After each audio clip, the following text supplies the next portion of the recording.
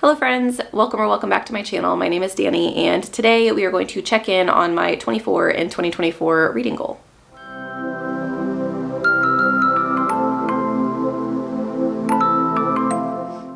At the beginning of the year, I did create a list of 24 books that I wanted to get to in the year of 2024, and since we are a quarter of the way through the year, I decided that I should probably update you guys on how many books I've read. And I was a little nervous to do this at first because I was like, ooh, I haven't really been intentionally picking books off of that list. And so I didn't think I was going to get through many, but I'm actually really proud of myself. I've gotten through 9 books already on my 24 and 2024. I don't want to get too cocky though, because I know that I think I did the same thing last year. And it seems like in the beginning of the year, because there aren't a lot of, I tend to get to my new releases, my 2024 new releases, which are not on this list, towards the end of the year. And so I did a really good job last year of working on my 23 and 2023 from January through May.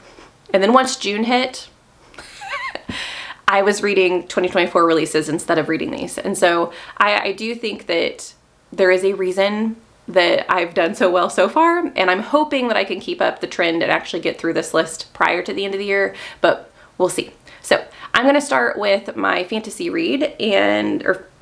So I've done 2 of my fantasy reads. I have 9 total fantasy reads on the list. And if you guys haven't seen that video, I will link it in the cards as well as in the description down below, so you guys can check to see all of the books that I plan on reading this year. I'm just going to talk about the ones that I actually have gotten through. So the first book on this list is The Voyage of the Basilisks. And the Voyage of the Basilisk. I don't know if Basilisk is plural or not. But anyway, this is the 3rd book in the Lady Trent series. The Memoirs of Lady Trent is what the entire series is called. And I've talked about this series a ton on my channel, and so I won't talk too much about this one. I rated this a 4.25 stars. I do think that this is, I can't remember what I said my ranking was. I still know that the 2nd book in the series is my favorite. Tropic of Serpents is my absolute favorite. I gave that 5 stars. But I can't remember if I said I liked the first book or this book better. I think I liked the first one better than this one. So I think it would go 2 is my favorite book, 1 is my next favorite, and then 3 is my next favorite after that. I think is my ordering that I said when I originally did the vlog. It's been a minute. But this follows Lady Trent, who is a woman who doesn't really fit the norm of her society, and she is living in an era where women are meant to stay home and stay out of trouble, and she wants to study dragons. And so these are her memoirs, her trips and crazy antics that she goes through to study the dragons that she loves. This book in particular focuses on some family dynamics that I think I didn't enjoy quite as much as some of the other books in the series, but I do know a lot of people who've read this and this has been their favorite of the series. I did still really enjoy it. I just think that the setting of this, I don't think I was as enamored with as I was with the Tropic of Serpents. But yeah, this is still a really great, cozy fantasy, historical fantasy book if you're looking for a book about dragons that's a little cozy. The next fantasy read that I've gotten to on my list is Elantris by Sanderson, and I'm rating this 3.5 stars. I am a Brennan Sanderson fan. I have absolutely adored the Stormlight Archive. It's one of my favorite series of all time, and I just don't think that this book was for me. Sanderson has written a couple of books that I just don't think are my jam. One of those was, you guys can't see that book, but one of the books on the Secret Projects, I think it was Secret Project number 2, The Frugal Wizard's Handbook to Medieval England or something along those lines. I did not really enjoy that book either. And so I can admit that Sanderson is an author that I dearly love, and I will continue to pick up books by Brennan Sanderson, but I do think there are certain things that he focuses on in some narratives that I just don't care about. And I think that was the case with Elantris. I had a really hard time connecting to the characters. I am blown away that this was, I'm pretty sure, his debut novel, and it was still very complex with the magic system and the world. I mean, it was vast. It was also very large, and I do think this is a 29-hour audiobook. I'm not sure how many pages the actual book is, and I'm probably not going to own this one because it wasn't one of my favorites, and I don't plan on rereading it. But I think my opinion is that the book could be smaller, and it could have still covered some of the same, or a lot of the same things. And I don't know, I feel like there were a lot of things that could have been trimmed out of this story, and you still could have gotten the point across. But that's just me. I know that some people dearly love this. It just wasn't my favorite. If you haven't heard of Elantris, so once again, this is Brandon Sanderson's debut novel, and you follow a prince of a kingdom who is centered around the city of Elantris. And the city of Elantris 10 years ago was this renowned city that essentially housed gods, for lack of a better term. And these gods were created from normal people who were essentially blessed at some point in time, and they became kind of immortal creatures that lived in Elantris and had access to this magic and were very powerful, and once again kind of worshipped by the people around them. And so this prince is the prince of a kingdom next to Elantris, and he is quote unquote blessed with the same thing that used to be be considered a blessing, and now it is considered a curse because there has been something that has manipulated the magic. There is something that has gone wrong, where instead of creating people who are immortal and who have access to this magic and have all of these perks, their skin becomes blotchy.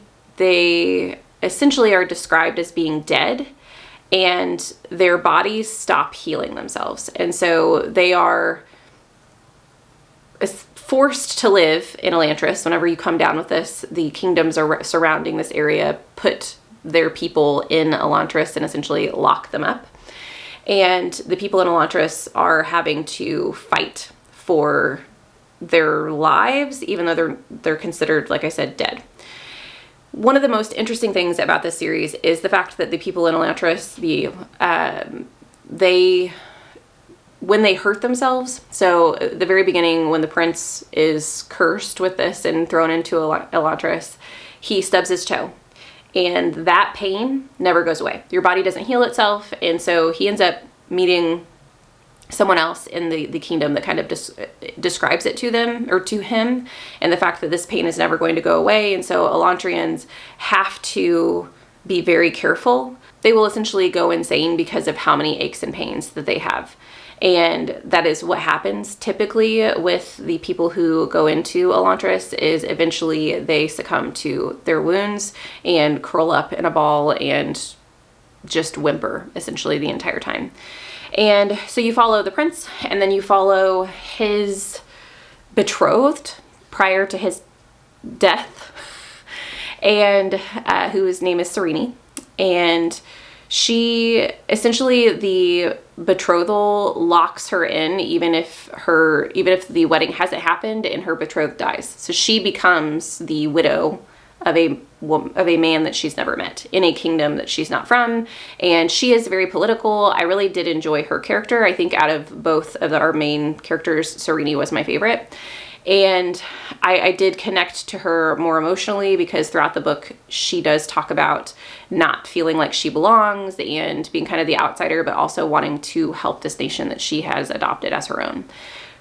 So I do think that the storyline is really good and the magic system is really good. I had a really hard time connecting with the characters, and because it was so long, I just feel like it was kind of dragging on. The next book I've gotten to in my 2024 is a sci-fi book, and that is Chilling Effect. I have talked about this. I read this in January, and this follows a main character whose name I'm not going to remember, but she's the captain of a ship, and she is a contract worker, and so she oftentimes will go and collect supplies and bring it from one planet to the next and get paid that way. And she does some dangerous jobs. She has been contracted to transport some psychic cats across the galaxy, and that part was very fun. But she ends up in the midst of traveling with these psychic cats who are very cantankerous. she ends up running into a person in the galaxy who is very powerful and pisses them off. And so the entire story is essentially her trying to escape this person. And also there are some things going on in the background so she has this escapade going on where she's trying to escape this situation that she's gotten into with a very powerful person, trying to protect the people in her crew. And there's also something else going on, some type of mystery that I don't know how much to give away, because once again, I read this in January, so I'm not sure how much was in the very beginning of the story. But there's also another mystery that is going on, some deeper seated things with some of the contracts that she has taken on, and some other entities in the galaxy who are not necessarily great people, who could potentially endanger her and her crew and her family. And yeah, that's about it. I don't plan on continuing with this series. I thought it was fun, but I did get a little irritated with the character that she ends up pissing off at the very beginning of the book. I thought it was very silly, the reasoning behind it, and it doesn't really ever stop. I thought it was going to develop into something else, like maybe some other reason that he is engaging with her as he does throughout the entire story and continuing to follow her and try and get her. And it never really develops into anything. The other storyline I did think was very interesting, but not enough to pull me in and want me to continue on. There is a slight love story in this as well. So this is a little sci-fi romance, but I definitely think it's heavier on the sci-fi than it is on the romance. If I didn't say, I rated this 3.5 stars. The next, I have 2 horror reads from my list. I read The Haunting of Hill House, which I rated 4 stars. And I want to read more by Shirley Jackson. I want to read Haunting of Hill House again, because I do think that reading it a second time, I might rate this higher. I have talked about this as well in my most recent horror reads video, which I will link in the cards and down in the description so you guys can check that out. If you haven't ever heard of Haunting of Hill House, you follow a group of people who are essentially staying in a house that they know is haunted because a doctor wants to see what happens. There's someone who is studying the house who is trying to figure out what's going on in the house, and he requests certain people come and stay with him in Hill House to figure out what's going on and to document what happens. This book is really freaking creepy. Shirley Jackson does an amazing job of creating tension, and the descriptions of the house and why the house is odd in general, how it was built to make you feel upended and uncertain of yourself, it was amazing. And the reason I ended up rating it 4 stars, not a 5-star, is because of how it ended. I did kind of see it coming to a certain extent. I figured something was specifically going to happen, but the way in which it happened, I didn't expect. But I would like to go back. I think I just wanted more from the story. I wanted it to get expanded upon. I wanted to have answers in the end, and you don't really get that. You just, you kind of understand what's happening, but you don't really understand the why behind it, which I really would like. And I know that this book has been continued by another author, but I haven't heard great things about that continuation, and so I'm not sure I want to go there just yet. But because of this book, I will definitely be picking up more haunted house stories. The next horror read I also talked about in that recent horror reads video, and that is Suburban Hell, which I rated 2 stars. This book is, I think on my February wrap up, I talked about how this is the most forgettable book I've read in that month.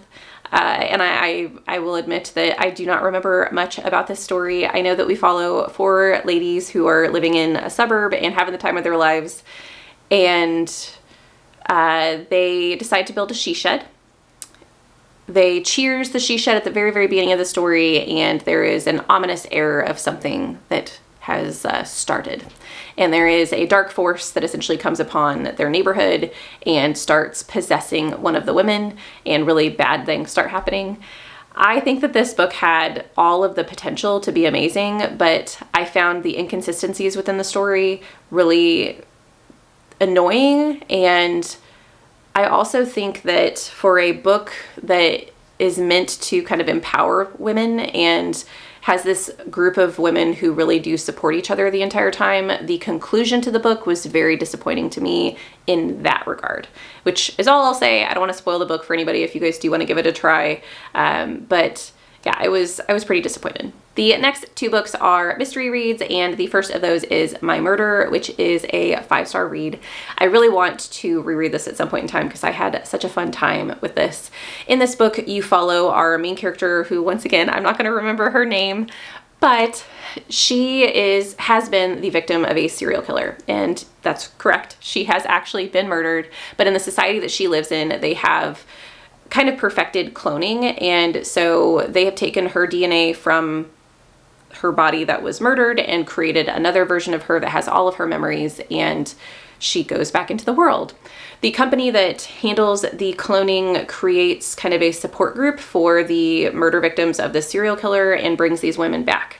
And so throughout the story, you follow a whole bunch of different aspects and components of her life. You follow her as a mother and really enjoying the aspects of being a mother, especially being that she knows that had been taken from her previous. It explores her relationship with her husband, and it also explores her relationship with her own body because of the fact that she is a clone and she knows that she's not in the same body. So she has this quintessential question of, am I the same person? Am I really my daughter's mother because I didn't birth her? She also has a really interesting career where she comforts other people in kind of a virtual reality. And so you have all these components at play. And then there is also the mystery behind her as well. And I'm not going to say too much about that because starting out the story, you really don't think that there is a mystery at play. But as the story goes along, there are some pieces that start falling into place that you're like, something's not quite right. If you do pick up this book, I will say that there were parts of the book that I got to and I was like, wait, did I reread or did I read that incorrectly? And I would have to go back a couple of chapters and read things to make sure that I understood. And you did. You understood just fine. What you got the first time might not agree with what you got the second time, and that's fine. Just go with the flow.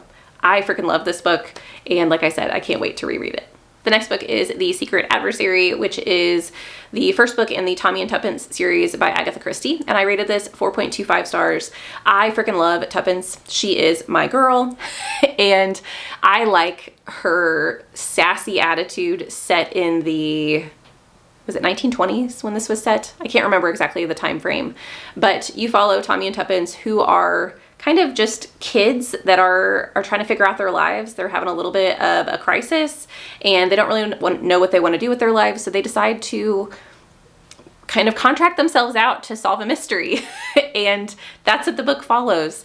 I really enjoyed their dynamics between the two because Tuppence is kind of this, I'm going to go get him, I'm going to get stuff done. And Tommy is more of a thinker. He wants to think things through and he wants to do what's right. And he also wants to protect Tuppence. And I don't know, I really enjoyed their dynamics. I do want to read more by Christie. This is my second Agatha Christie, and I'm just piecemealing my way through some of her mysteries. These are definitely comfort reads I have found for me. I love reading Agatha Christie right before bed. It, for whatever reason, just relaxes my soul. The next book is a contemporary read, which is kind of unusual for me, but that is Nothing to See Here. So I did buddy read this with Laura over at The Book Hermit, and I think we both really enjoyed the storyline.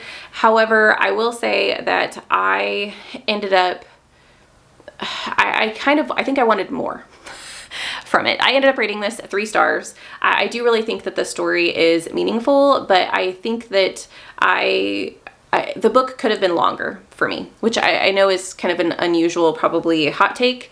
A lot of people would like books to be shorter, but you follow the main character who is someone who has kind of had a hard past, a hard life in general, and she is approached by an old friend to help her nanny this person's children or stepchildren.